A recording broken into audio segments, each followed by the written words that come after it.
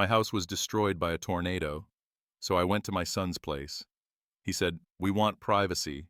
My girlfriend doesn't want you here." So I called my old high school love, a self-made millionaire. Nobody knew I still had her number. When she showed up and said 3 words, "I'm glad to have you here." Follow my story until the end and comment the city you're watching from so I can see how far my story has reached. My name is Alvin, and at 67 years old, I thought I had seen every kind of heartbreak life could throw at me. I was wrong. The tornado siren started wailing at 3:15 in the afternoon on a Tuesday that began like any other. I was in my kitchen, the same kitchen where I'd raised my son, Marcus, preparing my usual afternoon tea. The weatherman had mentioned possible storms, but in Oklahoma that was nothing new. We'd weathered dozens of them over the years. I should have paid more attention to the warnings. The wind picked up faster than I'd ever seen before. Within minutes, the sky turned an ominous green-black color that made my stomach clench with fear. I grabbed my emergency radio and heard the words that would change everything. Large tornado on the ground, moving northeast toward Meebrook subdivision. That was my neighborhood. I had maybe 10 minutes to gather what I could. My hands shook as I threw photo albums, important documents, and a few pieces of jewelry into a suitcase. 43 years of memories, and I could only save what fit in one bag. The wedding photo of Ely and me, Marcus's baby pictures, my mother's pocket watch, everything else would have to stay. The basement felt different that day, colder, more final. I huddled in the corner, clutching Ely's old sweater, listening to what sounded like a freight train tearing through my world above. The house groaned and creaked, fighting against forces far stronger than the sturdy frame Eli had been so proud of when we bought it in 1980. Then came the silence. That awful hollow silence that means everything you knew is gone. When I finally climbed those basement steps, my legs barely held me up. Where my living room used to be, there was sky.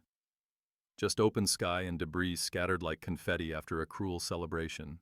The kitchen table where Marcus used to do his homework was embedded in what remained of the garage wall. My rose garden, the one I'd tended for 20 years, looked like it had been put through a blender. I stood there in the ruins of my life, still wearing Ely's sweater, and cried for the first time since her funeral 8 years ago. The neighbors who were lucky enough to still have houses took me in that first night. Sweet Mrs. Patterson from next door insisted I stay with her, but her place was damaged too, and she had her own family to worry about. The Red Cross set up shelters, but the thought of sleeping in a gymnasium full of strangers made me feel even more lost than I already was. That's when I knew I had to call Marcus. My son lives about 45 minutes away in Tulsa, in a nice neighborhood with tree-lined streets and houses that all look like they belong in magazines. He'd moved there 5 years ago when he got promoted to regional manager at the insurance company. We weren't close, not the way fathers and sons are supposed to be, but he was all the family I had left. I used Mrs. Patterson's phone because mine was somewhere under what used to be my bedroom. My hands trembled as I dialed his number, a number I'd memorized but rarely used unless it was his birthday or Christmas. "Marcus, honey, it's Dad." My voice sounded smaller than I intended. "Dad, what's wrong? You sound upset." "The tornado hit the house, son. It's gone. Everything's gone." There was a pause that felt like forever. "Are you hurt?" "No, I'm okay, but I need somewhere to stay while I figure things out. Just temporarily." Another pause. "Of course, Dad.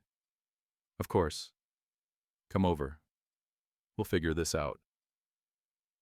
The relief that washed over me was so strong I nearly collapsed. My son would take care of me. Despite all our distance, all the missed calls and awkward holiday dinners, he was still my boy. I spent the next morning sorting through what could be salvaged from the debris. The insurance adjuster, a young man who looked like he'd rather be anywhere else, walked through what remained of my home with a clipboard and a camera. "Total loss," he said matter-of-factly, as if those 2 words didn't represent my entire life. "How much?" I asked, though I was afraid to hear the answer. "Well, you had a $120,000 policy on the structure, but with your deductible and depreciation, you're looking at maybe $90,000, maybe less. $90,000 to rebuild 43 years of life. It seemed impossible." Mrs. Patterson helped me pack what little I'd managed to save into her car. 3 garbage bags of clothes that smelled like mud and disaster. 1 suitcase of photographs and documents, and Eli's toolbox that somehow survived in the garage. That was it. That was all I had left of the life I'd built. The drive to Marcus' house felt like traveling to a foreign country. Everything looked different when you had nowhere to go back to. The familiar landmarks, the gas station where I always bought my lottery tickets, the diner where Eli and I used to have breakfast on Sundays, they all seemed to belong to someone else's life now. Marcus's neighborhood was untouched by the storm. Perfect lawns, perfect driveways, perfect lives continuing exactly as they had the day before. I felt like an intruder, carrying my disaster with me into their pristine world. His house was a 2-story colonial with white shutters and a red door that Sophia, his girlfriend, had picked out. I'd met her exactly 3 times in the 2 years they'd been together. She was 32 to his 41, worked at some marketing firm downtown, and had opinions about everything from the color of the walls to what kind of wine to serve at dinner. I parked Mrs. Patterson's car in their driveway and sat there for a moment, gathering my courage. This was temporary, I told myself, just until I could figure out what came next. Just until the insurance money came through and I could find a small apartment somewhere. I never imagined that walking up to my son's front door with my 3 bags of belongings would be one of the hardest things I'd ever done. But as I raised my hand to knock, I felt a familiar sensation. The same hollow feeling I'd had when Eli died, like the ground was disappearing beneath my feet. I just didn't know yet how much further I was about to fall.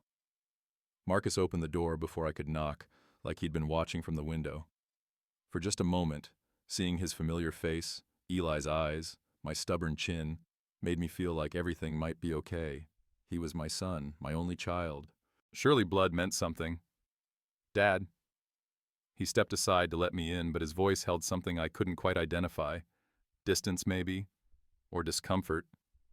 Sophia appeared behind him almost immediately, like she'd been waiting in the wings. She was wearing white jeans and a silk blouse that probably cost more than I used to spend on groceries in a month. Her blonde hair was pulled back in one of those messy buns that somehow looked perfectly arranged, and her smile was the kind that never reached her eyes. "Alvin, how awful about your house," she said. But she was looking at my garbage bags, not at me. Marcus told me what happened.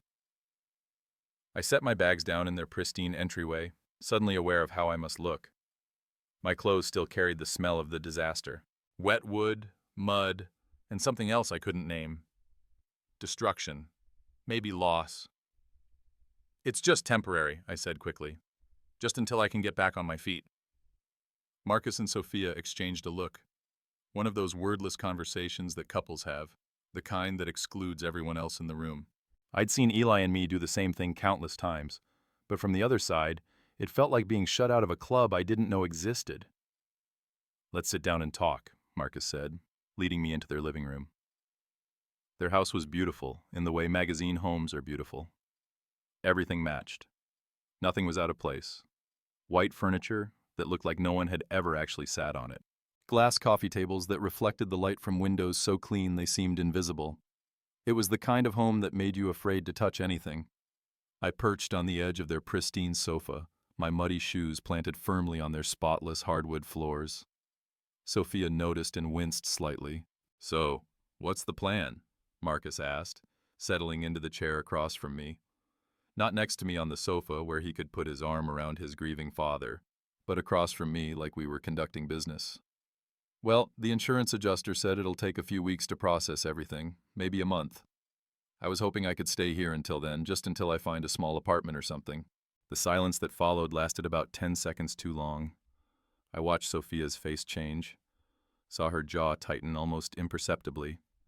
She reached over and placed her hand on Marcus's arm, a gesture that looked supportive but felt possessive. "Dad," Marcus started, and I knew from his tone that whatever came next would break my heart. "It's just, Sophia and I have been talking, and we really value our privacy here. We work long hours, and this is our sanctuary, you know." I blinked, not understanding. "I wouldn't be in your way. I'd stay out of your hair, help with cooking, cleaning. I wouldn't be any trouble." Sophia leaned forward, her voice gentle but firm. "It's not about trouble, Alvin. It's about space. This house, it's our first home together, and we're still finding our rhythm as a couple. I'm his father. I said, the words coming out sharper than I intended. Of course you are, Sophia replied smoothly. And that's exactly why we think you'd be more comfortable somewhere else, somewhere you can have your independence while you rebuild. I looked at Marcus, waiting for him to contradict her, to remember that I was the man who'd sat up with him through every fever, who'd worked double shifts to pay for his college textbooks, who'd held his hand through his divorce 3 years ago when his ex-wife left him for her personal trainer. Instead, he nodded. Sophia's right, Dad. We think you'd be happier with your own space. The words hit me like a physical blow. I actually felt my chest tighten like someone was squeezing my lungs. Happier, Marcus? I lost everything yesterday. Everything. And you think I'd be happier alone in some motel room than here with my family? It doesn't have to be a motel, Sophia said quickly. There are some lovely extended stay places near the mall, very clean, very safe, and they have little kitchenettes so you could cook for yourself. I stared at her. This woman who'd been in my son's life for 2 years telling me where I should live after losing my home. And how exactly am I supposed to pay for this lovely extended stay place? The insurance money won't come for weeks. Marcus shifted uncomfortably. I could help with that. A few hundred to get you started. A few hundred? Like I'm some distant relative you barely know? Not the man who gave you life? Marcus, I said, my voice barely above a whisper. I changed your diapers. I walked the floor with you when you had colic. I taught you to ride a bike and helped you with your homework. And I held you when you cried over Sarah Jenkins breaking your heart in 7th grade. His face reddened slightly, but Sophia squeezed his arm tighter. Nobody's questioning your history, she said. We just think everyone would be more comfortable with some boundaries. Boundaries? I'd heard that word from the counselor Marcus had seen after his divorce. Everything was about boundaries. Now you're kicking me out, I said flatly. We're not kicking you out, Marcus protested. We're just saying that maybe this arrangement wouldn't work for anyone. Whose idea was this? I asked, though I already knew the answer. I could see it in the way Sophia sat back slightly, satisfied, like she'd won something. We discussed it together, Marcus said, but he wouldn't meet my eyes. I stood up slowly, my knees creaking in a way that reminded me I was 67 years old and alone in the world. I see. Dad, don't be like this. We're trying to do what's best for everyone. What's best for everyone? I repeated the words like they were in a foreign language. What would be best for everyone, Marcus, is if your father didn't have to sleep in his car tonight. Sophia's perfectly made-up face arranged itself into an expression of concern.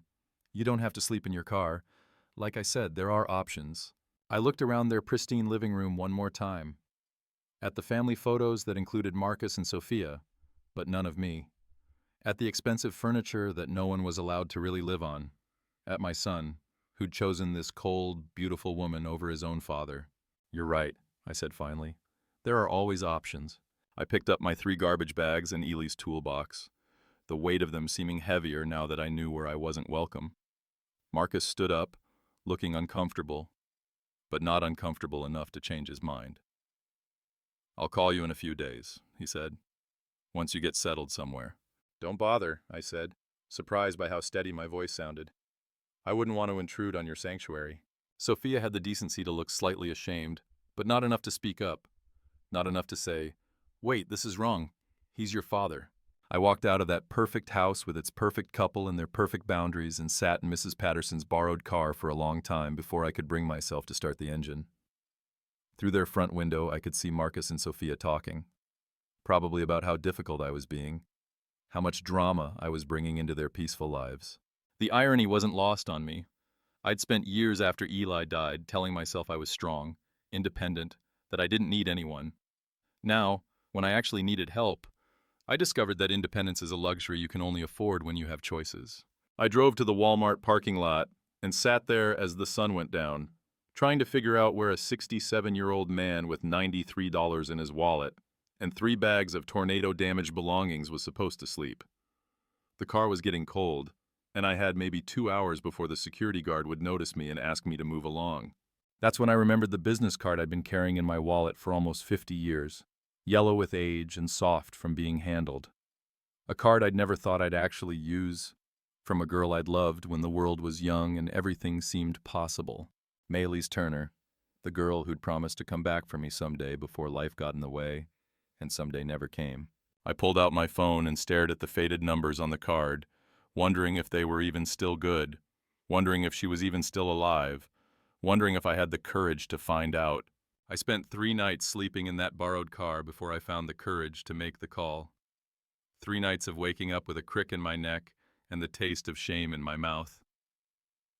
3 nights of moving from parking lot to parking lot so security wouldn't notice the old man living in his vehicle.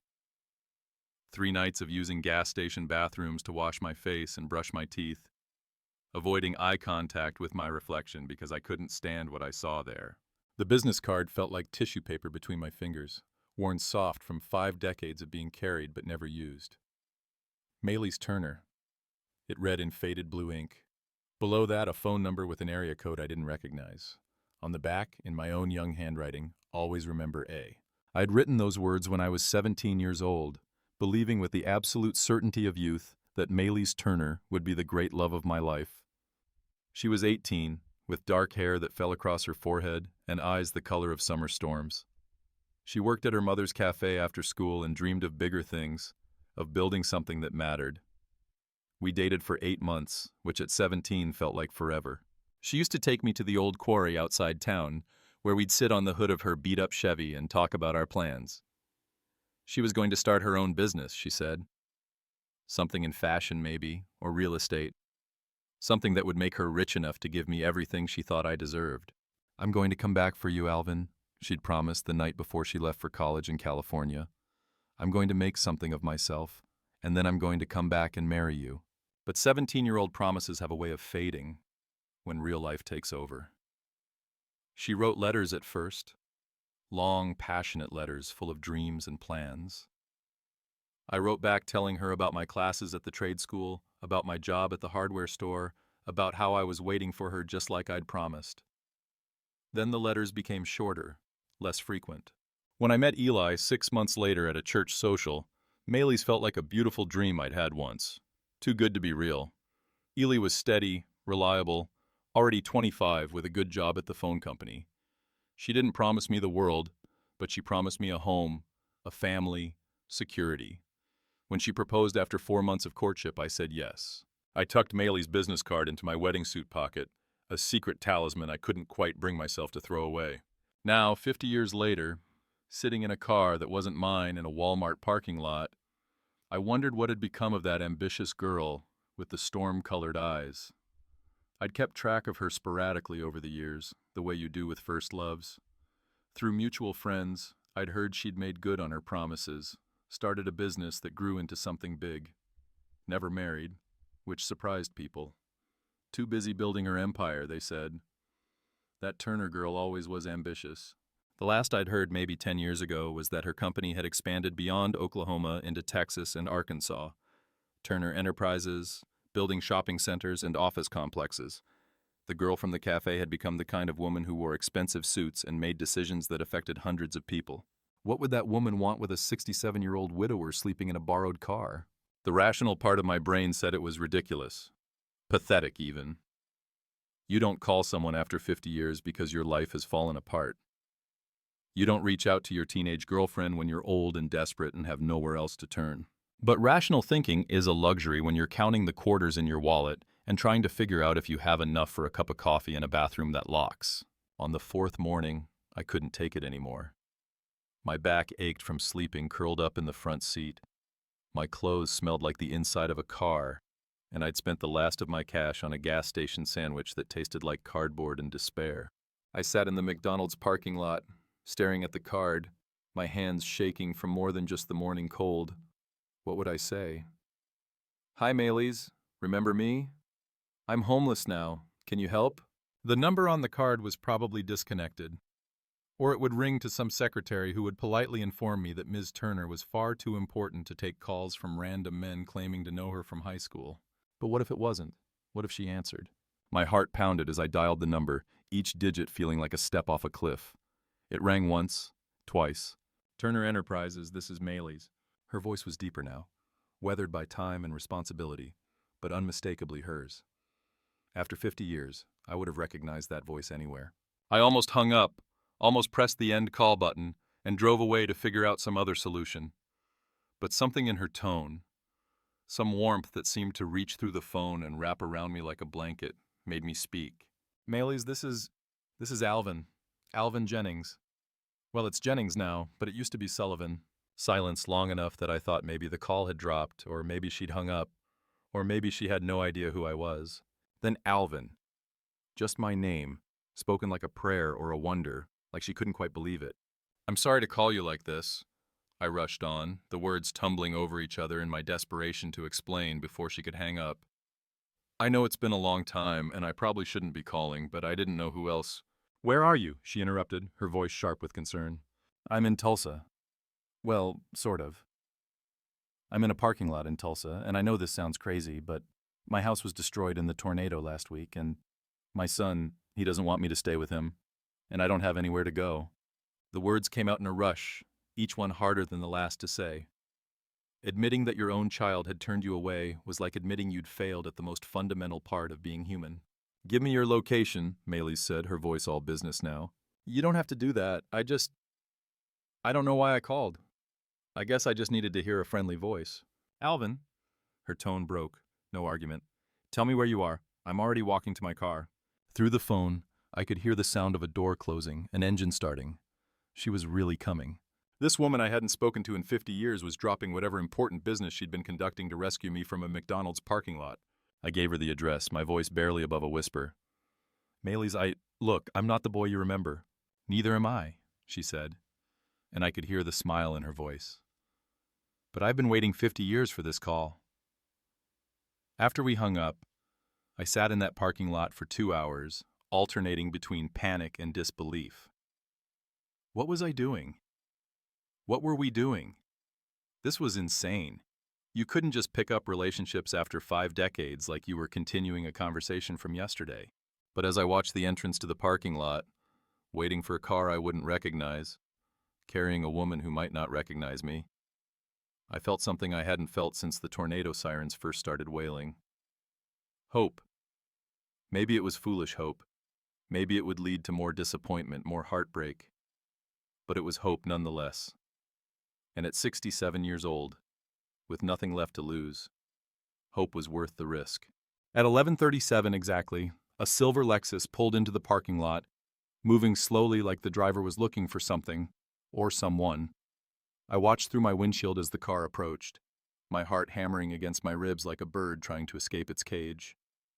The windows were tinted, so I couldn't see inside, but something deep in my chest told me this was her.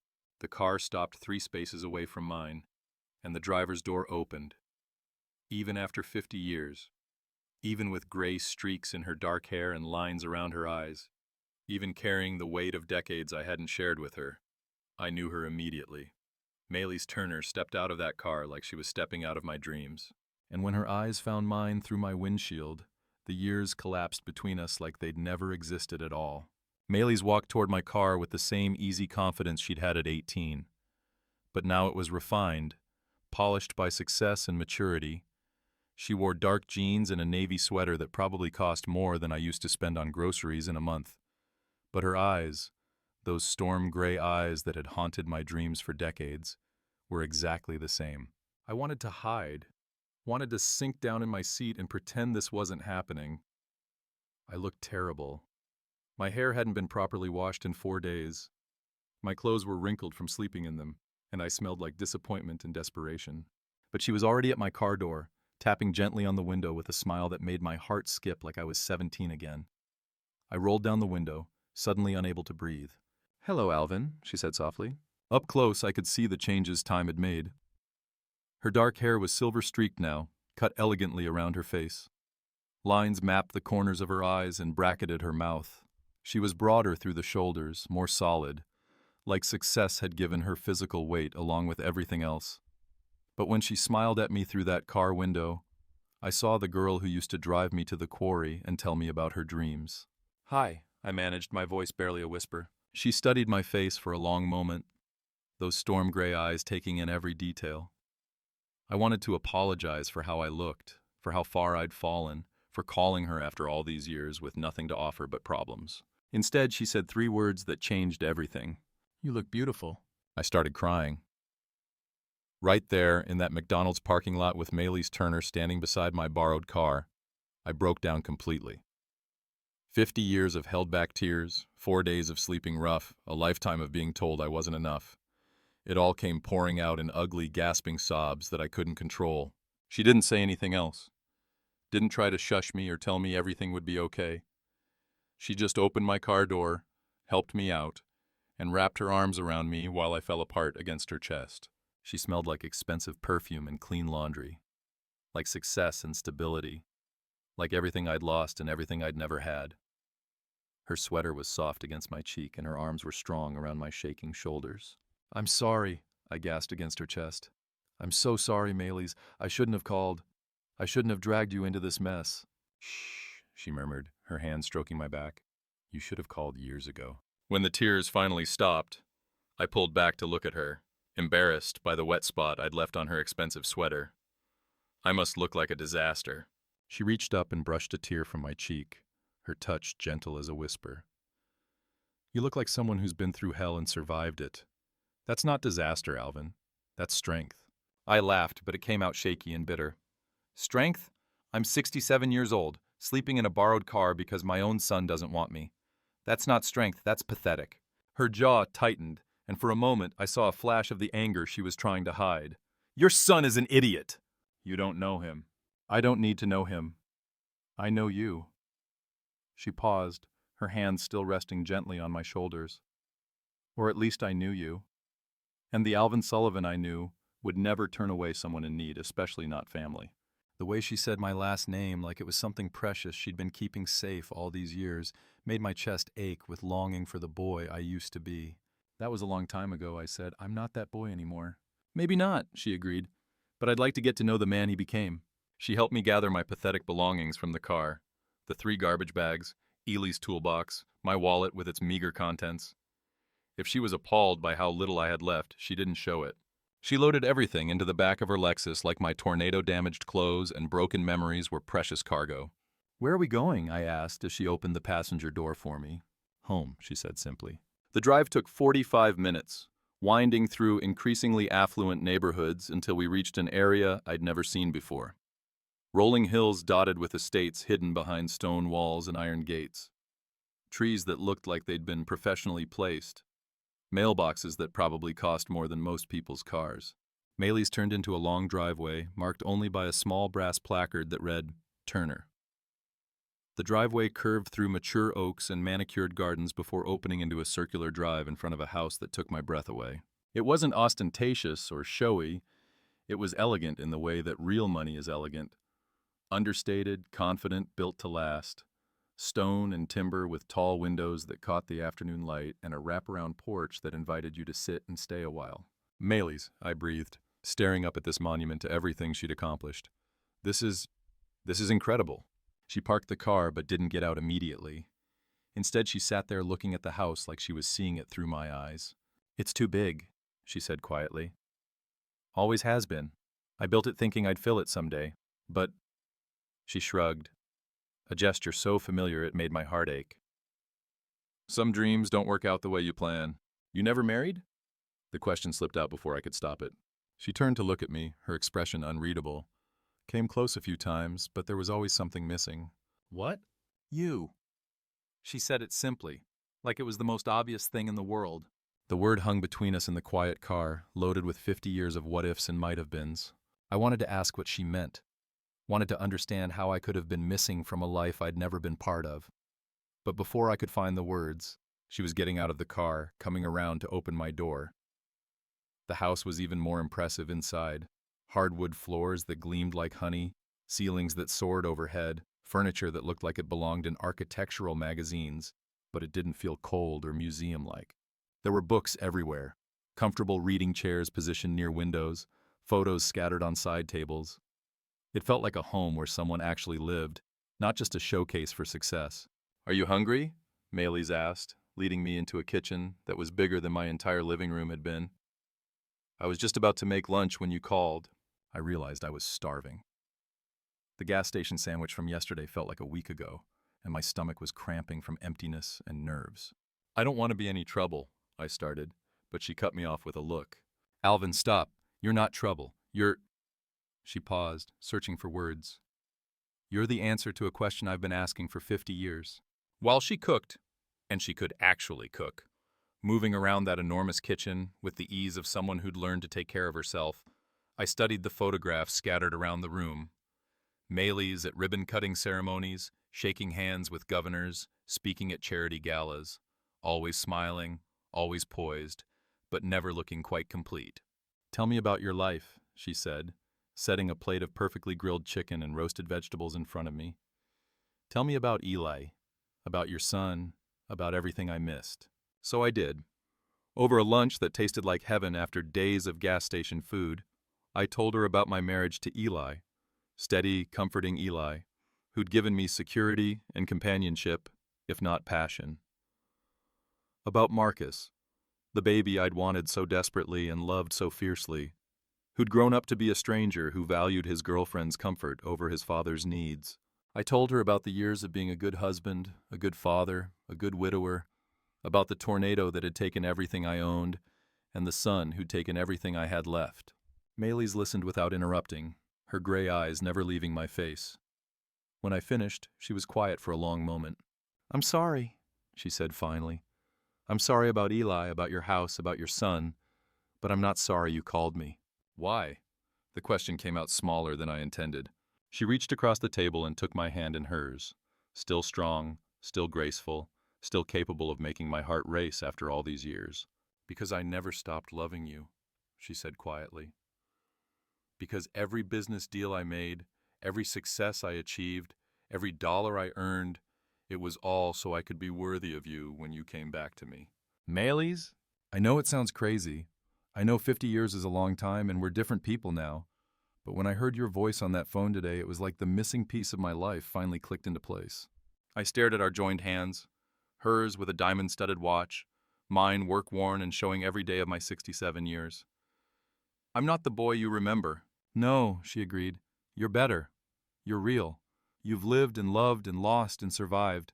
That 17-year-old boy was beautiful, but he was just potential. You're the man that potential became. The words settled around my heart like a warm blanket, healing wounds I didn't even know I still carried. For the first time and longer than I could remember, I felt seen. Not as someone's father, someone's widower, or someone's burden, but as myself. What happens now? I asked. Maylies smiled. That same devastating smile that had made me fall in love with her when the world was young. Now we figure out what the rest of our lives look like. Together, if you'll have me.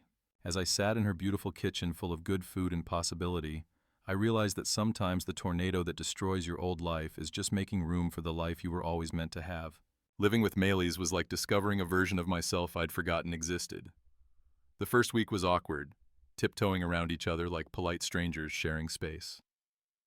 She gave me the entire guest wing of her house, a bedroom larger than my old living room, a private bathroom with a soaking tub that could fit 2 people, and a sitting area overlooking her gardens.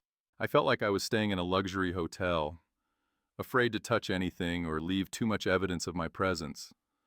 But Maylies was patient in the way that successful people learn to be, and gradually I began to relax. She had a housekeeper, Maria, who came 3 days a week. But on the other days, I found myself cooking for her. It started small, making coffee in the morning, preparing simple lunches. But Maylies appreciated everything, with the enthusiasm of someone who'd been eating catered meals and restaurant food for decades. This is incredible, she said one evening, savoring the pot roast I'd made using Eli's mother's recipe. I haven't had a home-cooked meal like this in years. It's nothing fancy, I protested, but inside I glowed. When was the last time someone had appreciated my cooking? Marcus used to complain that I made the same 5 dishes over and over. Sophia had once suggested I try more contemporary flavors for family dinners. Maylies shook her head. It's perfect. You're perfect. That word, perfect, should have made me uncomfortable. I was 67 years old, with gray roots showing, and laugh lines that had turned into permanent creases. My hands were spotted with age, my body soft in places that used to be firm. I was anything but perfect. But when Maylies looked at me, I saw myself reflected in her eyes as someone beautiful, someone worthy of love and attention and gentle care. We fell into routines that felt as natural as breathing. Morning coffee together on the back porch, where Maylies would read business reports and I would watch the birds at her elaborate feeders. Afternoon walks around her property where she showed me the gardens she'd planted herself and the greenhouse where she grew orchids as a hobby. Evenings were for talking. We had 50 years to catch up on, and we did it slowly, carefully, like archaeologists examining precious artifacts. I told her about the lean years after Ely died when I'd worked at the department store to make ends meet, about the loneliness of widowhood, the way people treat you like half a person once your spouse is gone. She told me about her business, how it had grown from a small boutique into a development empire with projects across 3 states, about the men she dated over the years, intelligent, accomplished men who looked perfect on her arm at charity galas, but never made her feel complete. There was this one man, she said one evening as we sat by her fireplace, rain drumming against the windows. Richard, he was a lawyer, brilliant, handsome. Everyone said we were perfect for each other. I felt a stab of jealousy that surprised me with its intensity. What happened? I proposed to him, she said quietly. On Christmas Eve 5 years ago. Big production, restaurant overlooking the city, ring from Tiffany's, everything he said he wanted, and he said yes. We planned the wedding for the following Christmas. What happened? I whispered. As the date got closer, I kept having this feeling that something was wrong. Not with him. He was everything anyone could want in a husband, but with me. She paused, staring into the fire. The night before the wedding, I called it off. Maylies, no. What did you tell him? The truth. She looked at me then, her gray eyes serious. That I was still in love with a boy I'd known 50 years ago, and it wouldn't be fair to marry him while my heart belonged to someone else. The words hit me like a physical blow. You called off your wedding? Because of me? Because of the memory of you. Because of the possibility that someday, somehow, you might need me, and I'd be here waiting. I stared at her, this successful, elegant woman who could have had anyone, and tried to process what she was telling me. That's crazy. Is it? She leaned forward, taking my hands in hers. Is it any crazier than you keeping my business card in your wallet for 50 years? She was right. Of course, we were both crazy, both living with ghosts of what might have been. But somehow, against all odds, our particular brand of insanity had brought us back together. 3 weeks into my stay, Marcus called. I was in Maylies' kitchen, making dinner and humming to myself. Actually humming, something I hadn't done in years, when my phone rang. Marcus's name on the screen made my stomach clench with familiar anxiety. Hi, son, I said, trying to keep my voice neutral. Dad. His tone was strange, carefully controlled. I've been trying to reach you. Your phone keeps going straight to voicemail. That was true. I'd been screening my calls, not ready to deal with whatever guilt or obligation Marcus might throw at me. I've been busy. Busy doing what? Mrs. Patterson said you moved out of the extended stay place weeks ago. Where are you living? I looked around Maylies' beautiful kitchen at the fresh flowers she'd brought home that morning, at the expensive wine glasses sitting on the counter. I'm staying with a friend. What friend? Dad, you don't have any friends with money. His assumption stung, partly because it had been true for so long after Eli died. I'd let most of my friendships fade, too tired and too proud to maintain relationships when I had nothing to offer in return. You'd be surprised, I said coolly. There was a pause, and I could practically hear him processing this information. Dad, I think we need to talk. Sophia and I have been discussing the situation, and we think maybe we were too hasty. Maybe you could stay in our guest room for a while, just until you get back on your feet. The offer that would have meant everything to me a month ago now felt hollow, insulting even. What changed your mind? Another pause. We realized we might have been too focused on our own needs. Family should stick together. What he meant, I realized, was that he'd probably heard through the neighborhood gossip network that his father wasn't living in a shelter anymore.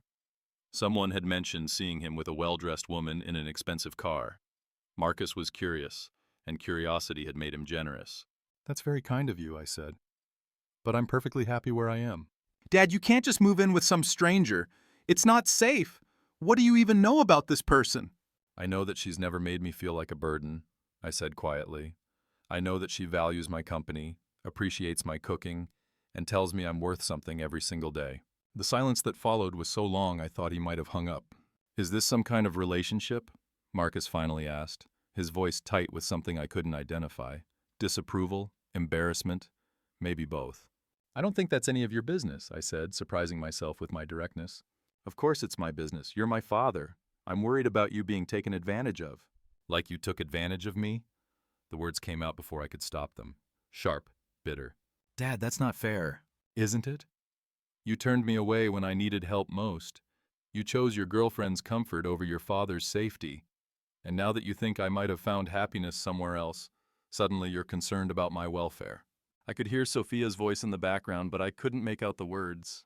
Look, Marcus said, his tone shifting to that reasonable, patient voice he used when he thought I was being difficult. Why don't you bring your friend to dinner on Sunday? We'd like to meet her. No, Marcus. You don't get to approve or disapprove of my choices anymore. You gave up that right when you kicked me out. We didn't kick you out, we just thought. You thought about yourselves, just like you're doing now. I took a deep breath, feeling stronger than I had in years. I'm happy, Marcus. Truly happy for the first time in longer than I can remember. If you want to be part of my life, you're welcome to try, but you don't get to dictate the terms anymore. I hung up before he could respond, my hands shaking slightly from the adrenaline of finally saying what I should have said weeks ago. Maylis found me a few minutes later, standing at the kitchen window and staring out at her gardens without really seeing them. Everything all right? She asked, wrapping her arms around me from behind. I leaned back against her, letting her warmth chase away the chill of dealing with Marcus. My son called. He wants to meet you. Good, she said, pressing a kiss to the back of my neck. I've been looking forward to meeting him. I turned in her arms, studying her face. You're not worried about what he'll think, what he'll say? Maylis smiled, that confident smile that had first made me fall in love with her. Alvin, I've been waiting 50 years for you to come home to me. I'm not about to let anyone, not even your son, make you doubt that you belong here. As I stood in her arms in that beautiful kitchen, I realized she was right. I did belong here. Not because of her money or her house or her success, but because of the way she looked at me. Like I was the answer to every prayer she'd ever whispered. For the first time since the tornado, I felt like I was exactly where I was supposed to be. The wedding was nothing like my first one. When I married Eli 48 years ago, it was all about what other people expected. White dress, church ceremony, reception at the community center with a DJ and a cash bar. We invited everyone we knew, and several people we didn't particularly like, because that's what you did. You performed the ritual for the community, not for yourselves. This time, Maylis and I did exactly what we wanted. The ceremony took place in her back garden on a crisp October morning, 6 months after that phone call in the McDonald's parking lot. The minister was an old friend of Maylis, and the only witnesses were Maria, the housekeeper, and Thomas, her business partner and best friend, for 30 years. I wore a charcoal suit, and she wore a simple blue dress that made her look radiant. No fuss, no fanfare, no stress about impressing anyone. Just two people who'd found each other again after half a century, promising to spend whatever time they had left together. Marcus came to the wedding. I'd debated whether to even invite him, but Maylis convinced me to try one more time. He's your son, she said simply. You'll regret it if you don't give him the chance to do the right thing. So I called him 2 weeks before the ceremony. Maylis and I are getting married, I said without preamble. October 15th at 2 o'clock. You're welcome to come, but Sophia isn't invited. The silence on the other end stretched so long I thought he might have hung up. Dad, he finally said, you barely know this woman. I've known her longer than I knew your mother when I married her. That was different. You were young then. Yes, I was. And I made choices based on what I thought I should do, not what I wanted to do. I'm not making that mistake again. Another pause. What about Sophia? She's part of my life. I can accept her, I interrupted. But I won't be manipulated by her. She made it clear that I wasn't welcome in your home when I needed help.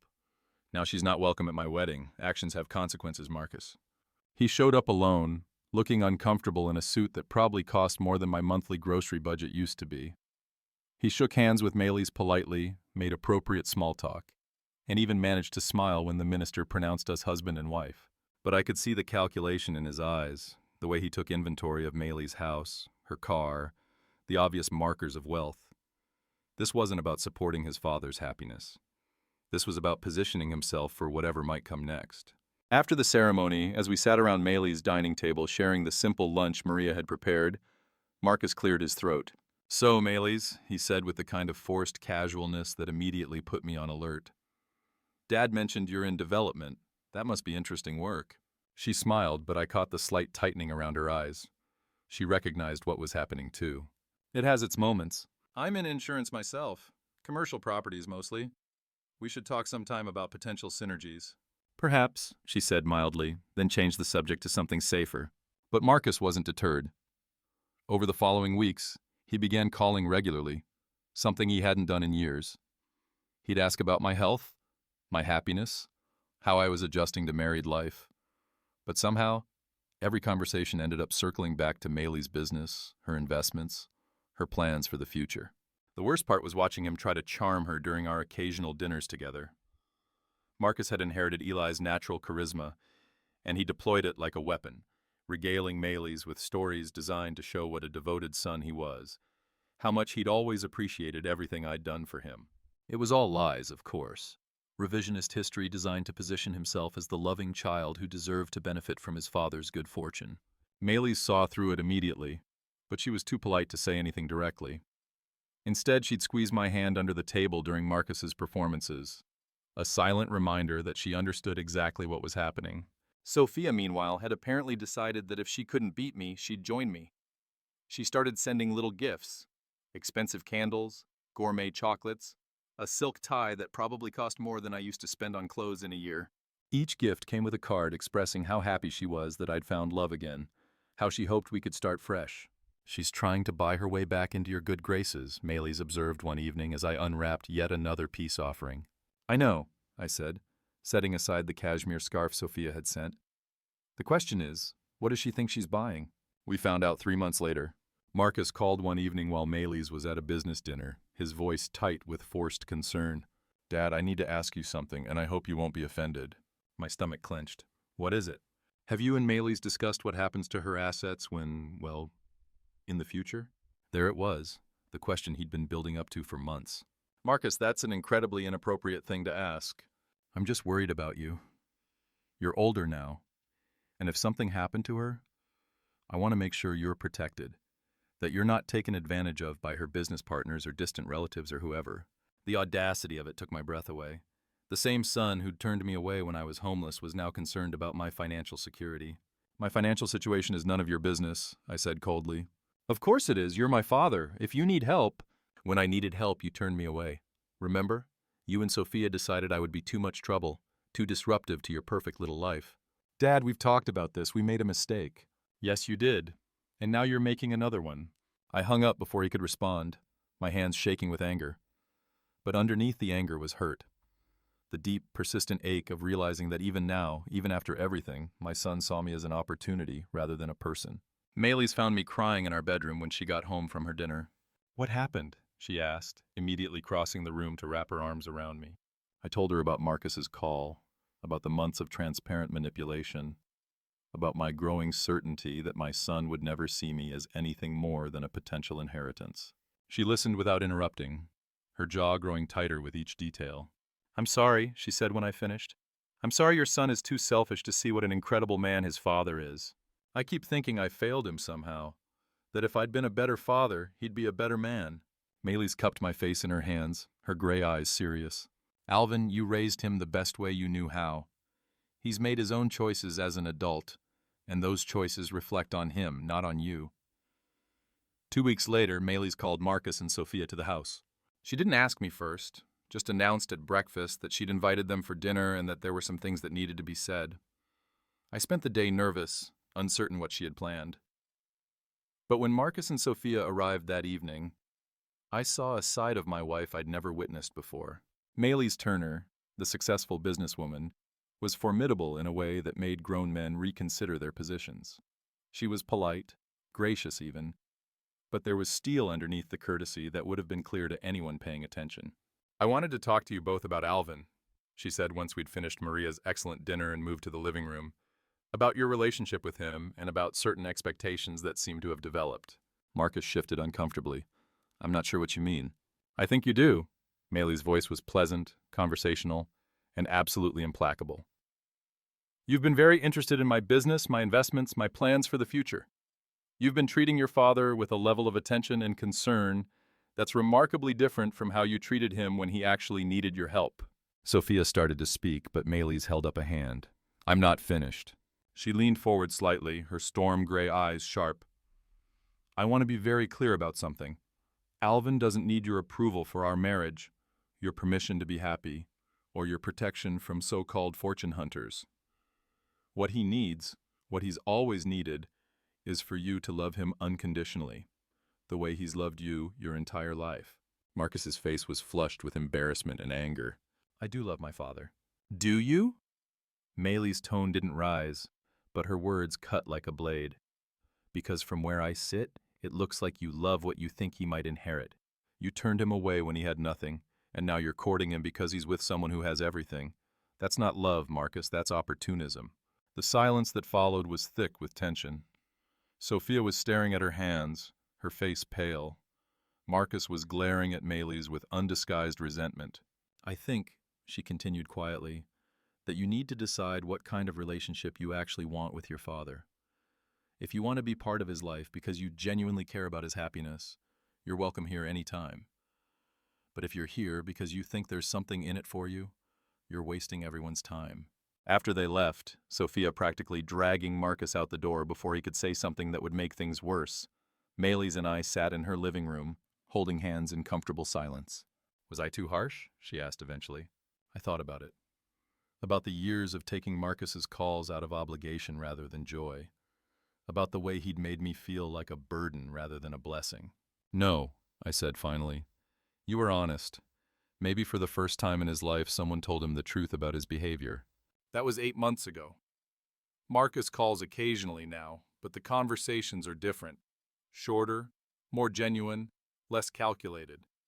He asks about my garden, my volunteer work at the animal shelter, my health. He doesn't ask about Maylee's business anymore. Sophia has stopped sending gifts. I don't know if we'll ever have the close relationship I once dreamed of having with my son, but we have something honest now, something real. And maybe at 68, that's enough. This morning, I woke up in Maylee's arms, my wife's arms, in the bedroom that's become ours, in the house that's become home. Sunlight streamed through windows that overlook gardens we tend together, and I could smell the coffee she makes every morning before I wake up. At 68 years old, I'm happier than I've ever been.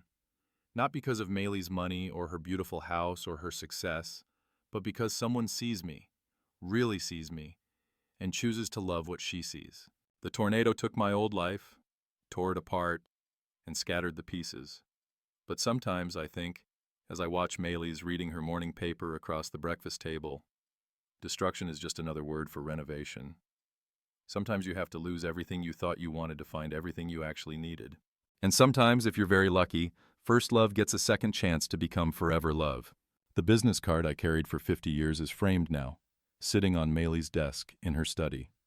A reminder that some promises are worth keeping, even when it takes half a century to fulfill them, especially then. Now, I'm curious about you who listened to my story. What would you do if you were in my place? Have you ever been through something similar? Comment below. And meanwhile, I'm leaving on the final screen 2 other stories that are channel favorites, and they will definitely surprise you. Thank you for watching until here.